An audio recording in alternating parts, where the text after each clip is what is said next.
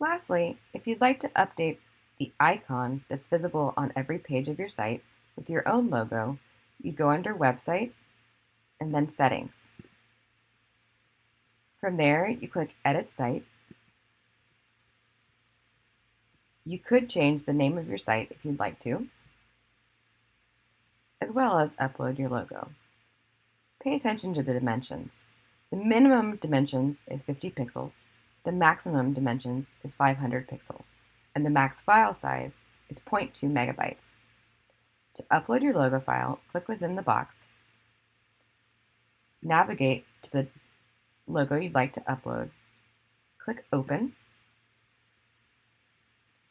and then Save Site.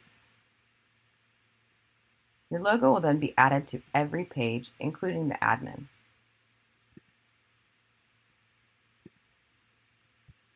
That's it for today. Thanks for joining.